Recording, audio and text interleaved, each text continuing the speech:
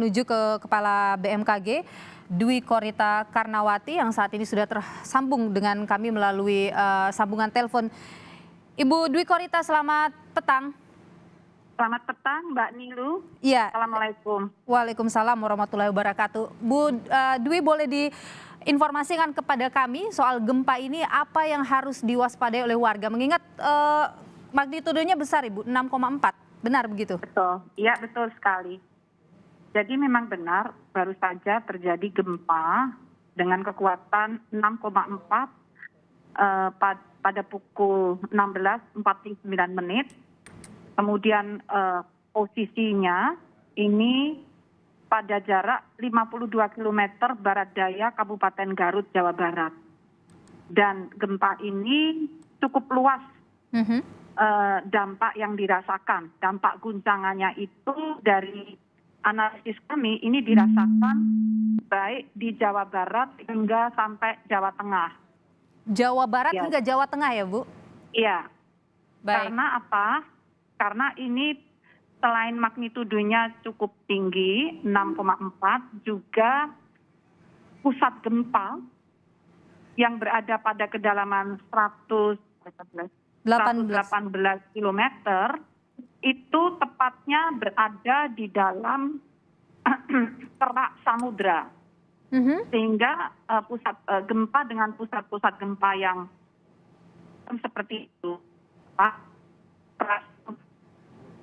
Baik. Untuk secara luas, lebih luas. Baik. Jawa Tengah, Jawa Barat. Baik, Bu. Kalau untuk wilayah-wilayah yang paling besar terdampak dari gempa ini yang mana, Ibu? Atau paling keras dirasakan? Di Garut dirasakan dengan intensitas 4 mmi di Garut. Kemudian juga di Kalapenunggal, Sumur, Ciamis, dan Tasik itu dirasakan dengan intensitas 3 mmi.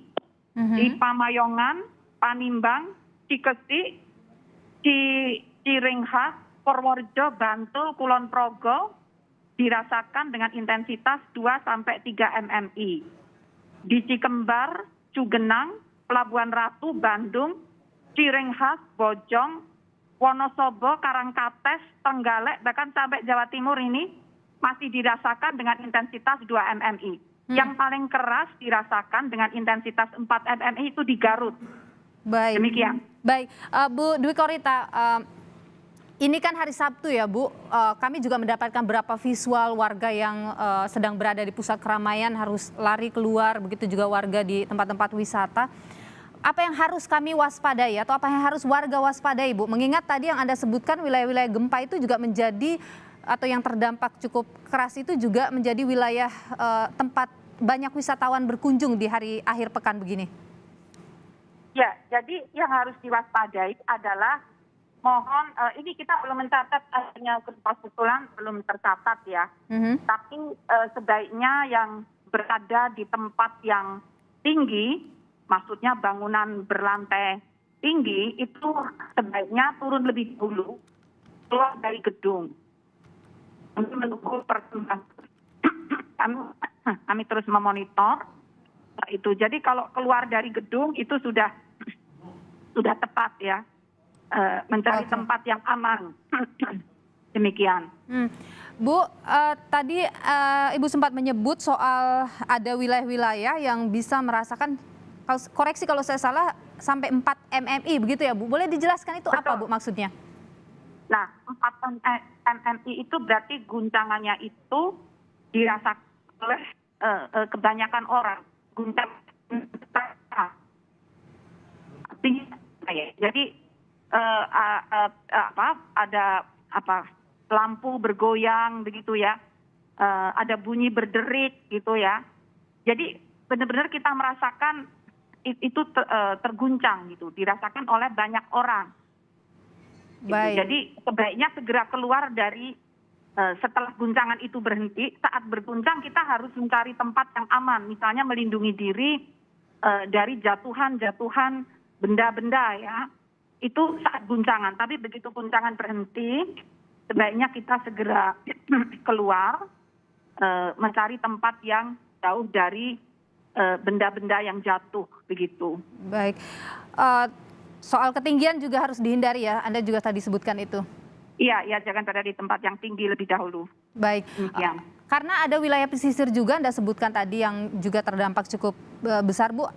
Ini berpotensi tsunami, Bu? Tidak berpotensi. Berpotensi tsunami.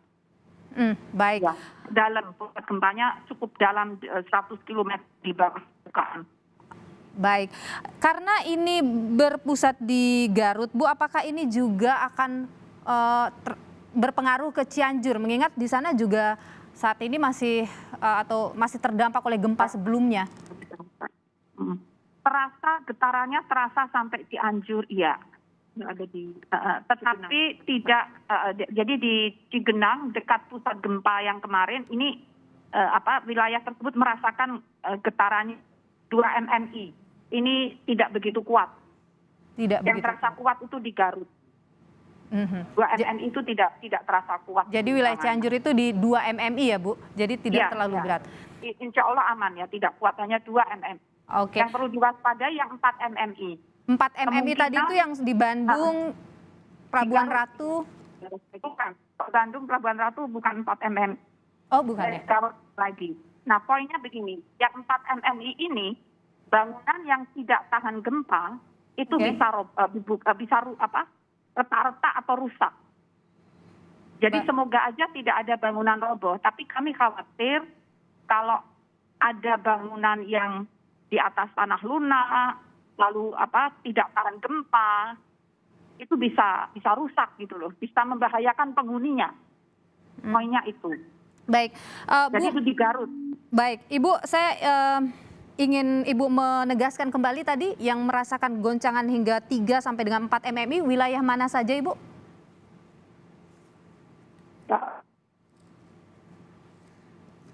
Dulu ya. Ya. Baik, saat ini saudara, kami masih bersama dengan Ibu Dwi. 3 mmi, Mbak. Berapa, Ibu? Halo? Ya. Iya, jadi saya ulangi, yang wilayah yang dirasakan di sampai 3 mmi itu di Kelapa Nunggal, Sumur, Ciamis, Tasik, itu 3 mmi. Yang Garut tadi 4 mmi. Ya, itu yang 3 mmi saya ulangi. Ada di Kelapa Nunggal, Sumur, Ciamis, Tasik. Baik. Yang 4 mmi? Yang 2 sampai 3, jadi 2 sampai 3 itu di Moyanan, Timbang, Gresik, Cirenggas, Purworejo, dan Progo. Baik, yang 4 mmi di Garut tadi ya, Bu ya? Iya. Baik. Oke, Bu, masih bersama dengan kami, Bu Dwi Korita. Suara Anda putus-putus, Ibu. Ya, saya masih. Baik, Ibu, jadi untuk dugaan gempa ini sudah diketahui, Bu, apa penyebabnya? Tapi sedang kami analisis. Lagi dianalisis. Baik, suara Anda terputus-putus dengan kami, Bu. Mohon maaf. Oh, baik. Ya. Bagaimana, Ibu? Silakan. Penyebabnya sedang kami analisis. Tapi yang sudah diketahui adalah magnitudo dan pusat gempanya berada itu tadi pada kedalaman lebih dari sekitar 118 km dan posisinya berada di barat daya Kabupaten Garut. Jadi yang dikhawatirkan terdampak bisa arah itu di Garut, di wilayah Garut dan sekitarnya. Tapi semoga itu tidak. Baik, jadi ini sesar atau lempengan apa, Bu? Kalau bagaimana? Sesar atau lempeng? Oh, ini di wilayah yang menjadi pusat kedalaman gempa itu? Itu adalah lempeng samudra. Lempeng samudra. Ada di dalam lempeng samudra, di kerak samudra. Baik. Pusat gempanya di laut. Pusat gempanya di tengah laut dengan kedalaman 118 km. 18 kilometer di dalam lempeng samudra, kerak samudra. Dan tidak berpotensi tsunami. Tidak berpotensi tsunami. Baik. Demikian. Bu Dwi Korita, mohon maaf, adakah sampai dengan saat ini Ibu mendapatkan informasi soal kerusakan ataupun korban atau dampak dari gempa ini? Tidak, belum informasi itu.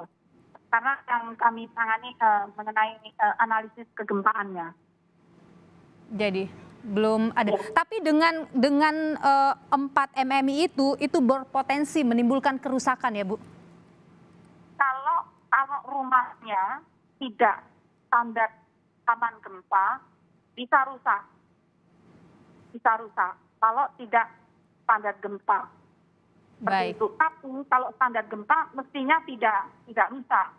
Mestinya. Begitu. Baik.